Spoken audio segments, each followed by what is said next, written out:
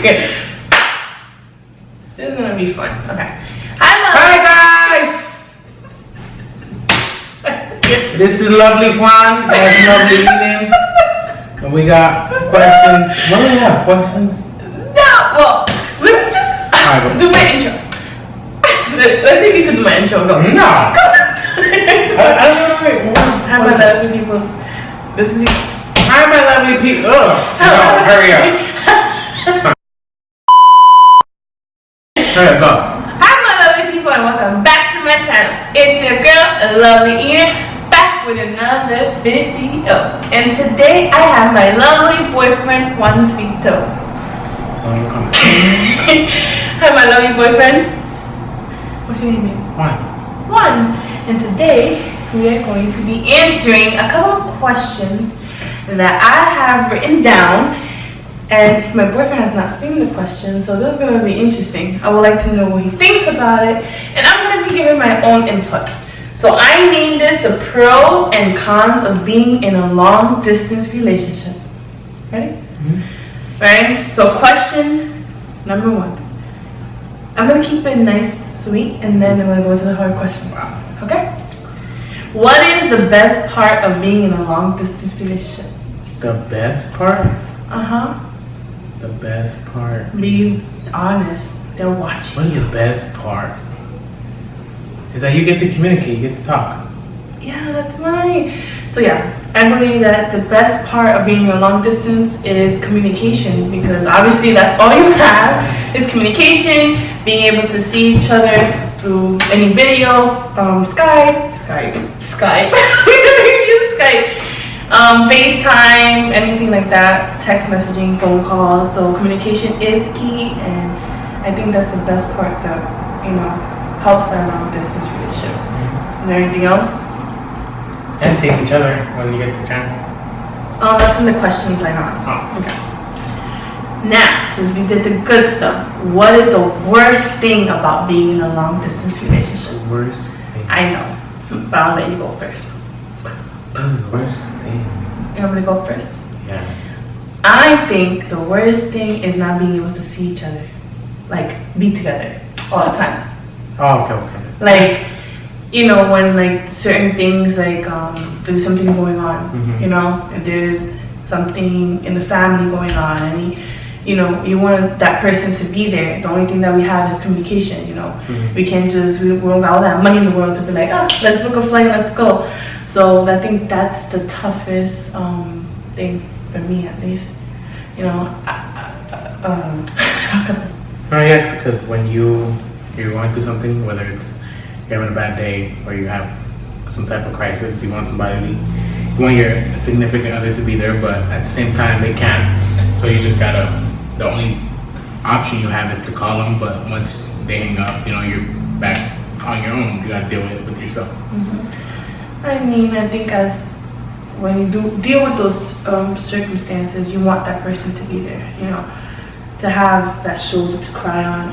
You can cry on the phone and things like that, but actually having someone to embrace you through the circumstance, it's different than actually just hearing your voice, I think. I don't know.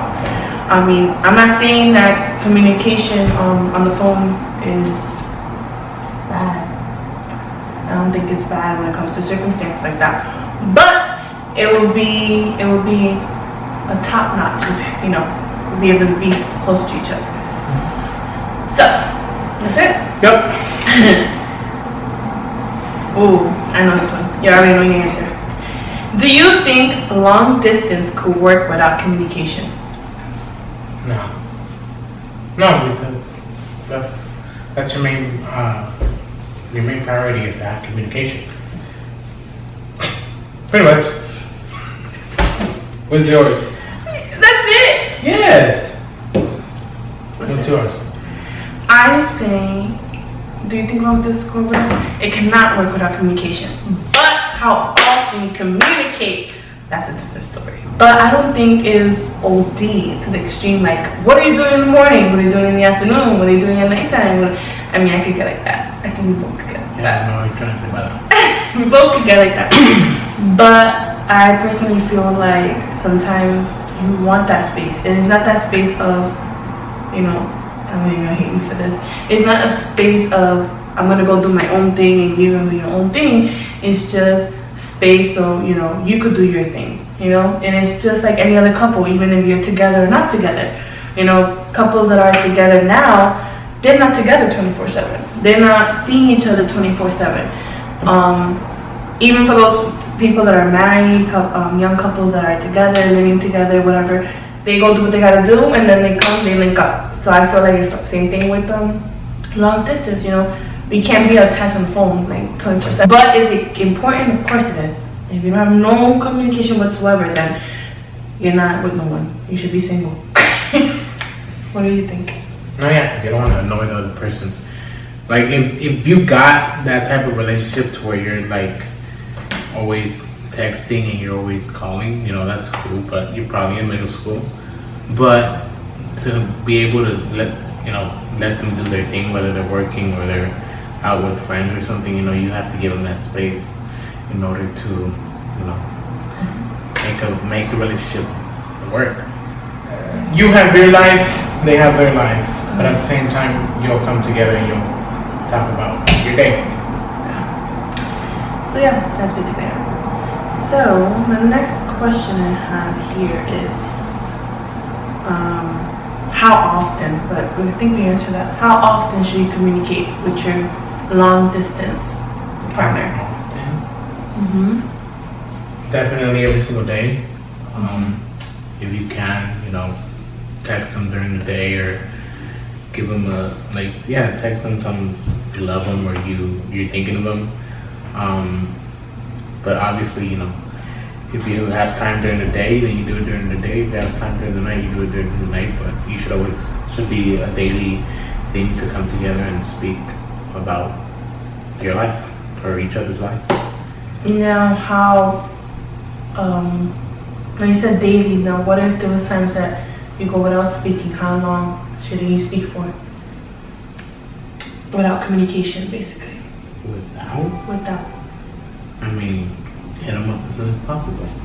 But what would be your cutoff line? Cutoff line? Yeah. Like where you're like, come on, like why you not hitting me up? Oh, 2 hours? Just kidding. Oh my god. I would say 5 minutes. a day. No, two days. Give me 2 days. Yeah, right. Relax. You're calling me like, hey, everything okay? But at the same time, it's like whatever their schedule is. So if you know they're busy, they're busy. But if it's strange that they haven't hit you up, then yeah, of course you gotta call them and make sure they're okay. That's true. So it's how often should you communicate? I think you should communicate every 5 days. No, I'm just kidding. I think you should. What? So he likes to be on the phone every single day. Don't say that like that's a bad thing. It's not a bad thing. It's just like sometimes I fall asleep a lot and I lose my train of thought, and sometimes I don't have nothing to say. Well, we both don't have anything to say. That's another question. That's another thing, though. Yeah. But that could be not a pro, a con. Communication. When you communicate so much, you lose what to say. Because you know everything about, well, you think you know everything about your partner because you speak every single day. So how often? I don't know. So every day, the phone, I don't know. But what's your cutoff? My cutoff will be an hour. An hour? Oh, but I give you 2 days to respond back. Nah, cutoff is by the end of the night. Okay. So like, if I hit you up in the morning, or because so he's from California, I'm here from the New Jersey East Coast, which he's here in New York. He's 3 hours behind. So the communication hours is time difference is crazy. So I say by the end of the night, because when I'm at work, he's still sleeping. So even though I call him still. What you mean? When I'm at work, you're sleeping in the morning. Oh, I thought you meant in the afternoon. No. And then when I'm leaving out of work, he's just having lunch. So I would honestly say that by the end of the night, because we have different, time zones. He's at work, and I'm not gonna be texting him while he's at work. So by the time I'm relaxing at home, he's at work. So I'll just say by the end of the night, we're able to settle in and speak. Right? Yeah. Okay. So that is that. Is it okay to disagree in a long distance relationship?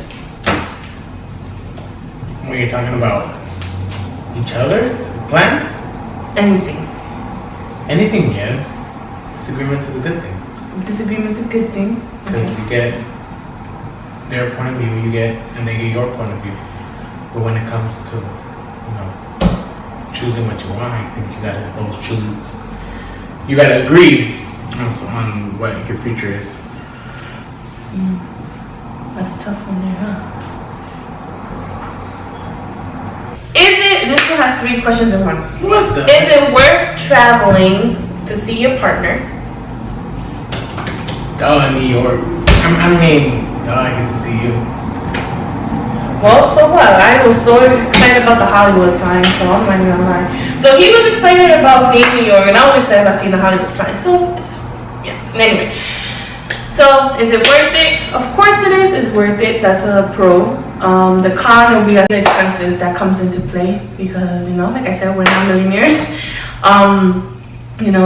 It's expensive to just book a flight. You have to have not only the flight, but you need to know where you're going to be staying. You need to know, how much money you're going to be spending, how much money to do this, do that, making sure that you have money for the airport or any, transportation you may need. So the expenses will be definitely a con, right? But obviously the traveling is definitely worth it. You get to see your partner, and it's not just a communication through the phone. You actually get to be with that individual. Now, how often should you travel to see each other? How often should you travel? Without any holidays included or anything special, I'd say 3. I think I would go 3 to 4 months. I think 4 of the longest. 4? 4 of the longest. With me, I say 3 months, and yeah. Like he said, no holidays. We happen to be seeing each other on very important holidays. Jesus-based holidays. Jesus days. So I went over to him for Christmas, and he came over to me today. By the way, happy Easter! So this is Easter. Today is, what's today's date? The 38th. Today is the 21st. Pros is communication, being able to be with each other, and even though it takes a while, having your space when you need it, just a little space. But again, more importantly is having someone to speak to at night, whenever before you go to bed, and being able to share your day with them, because even for those people that are together, I feel like that's something that they lack on, like being able to actually speak about their day. So just being able to discuss how your day went and things like that are, for me at least, is like a pointer. And then obviously the cons is just, it does suck not being able to be with each other whenever you need that person by your side. The expenses of going back and forth, and just to think about when is the next time I'm going to see that person. So I say that's, and and coming to the agreements, that could be challenged. But besides that, yeah. How about you? That's it. You said all of it. I said all of it because I am the bomb.com. All right, wrap it up. I gotta go to sleep. You got. This is your girl, Lovely Enan. This is your girl, Lovely Enan, with the pros and cons of long distance relationship. I said that too fast.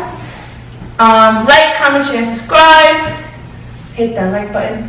Share with your mama. Share with your daddy. Your daddy might like it.